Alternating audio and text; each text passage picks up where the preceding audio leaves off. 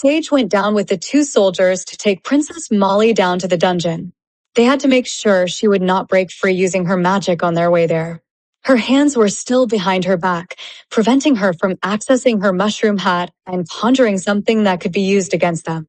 As they walked down the round brick staircase, the sage's legs were shaking, and he felt like he was going to vomit. He was, after all, imprisoning a very young sorceress of noble blood who had just not unlocked her full power quite yet, and nobody could really predict with certainty what catalyst, if any at all, could unlock her full potential. And once it was to be unlocked, if it ever would be, what would she be capable of doing? For now, she could only conjure up items with her magic hat, but the power itself came from the magical mushroom hat, not from her. Princess Molly was taken down blindfolded to the lowest parts of the castle where the dungeon was. They walked down the red brick staircase. Her white, puffed dress began to turn even more brown and reddish like clay as the bottom of the dress dragged on the floor where they walked. Her red hair became tangled from being pushed so much by the soldiers. Her mushroom hat would cover her head from dirty water droplets that were falling from the ceiling, as well as from falling guano. One of the mosquito soldiers, with his hand on her back, was guiding her steps all the way down there.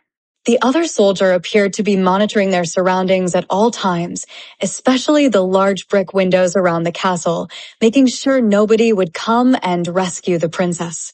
The Queen Sage, on the other hand, was monitoring Princess Molly, constantly inspecting her for any signs of magic she could use against them. On their way down there, she could hear the squeaks and steps of rats echoing deep through the walls.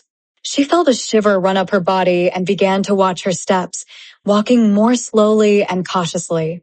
She smelled the oil and wood burning from the lightened-up fire torches that hung from the walls and illuminated the entire brick staircase. She heard something that she couldn't quite recognize. It sounded like coyotes far away, but not exactly. It had a more human sound than just a howl.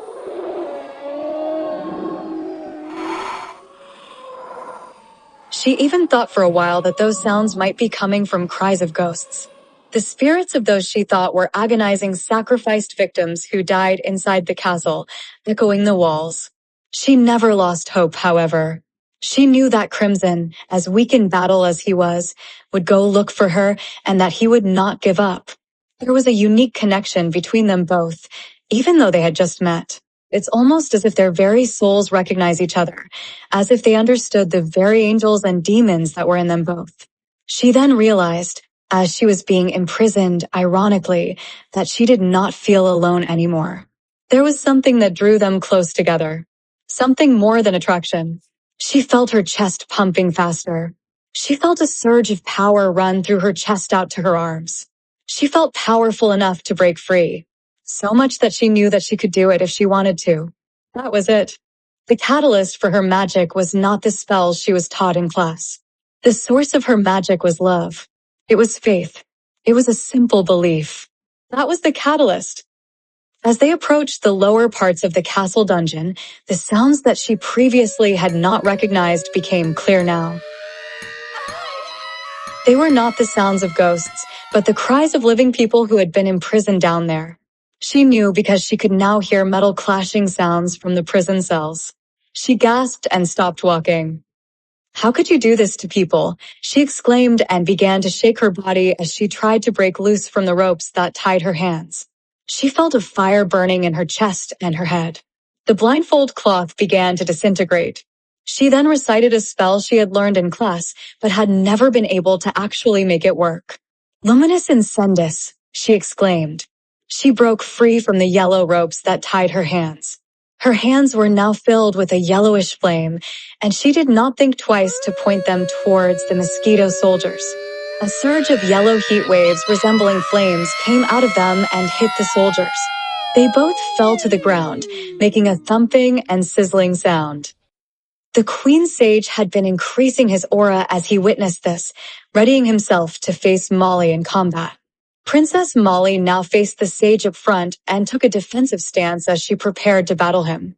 They were so close to the bottom of the dungeon that the prisoner's screams were much louder.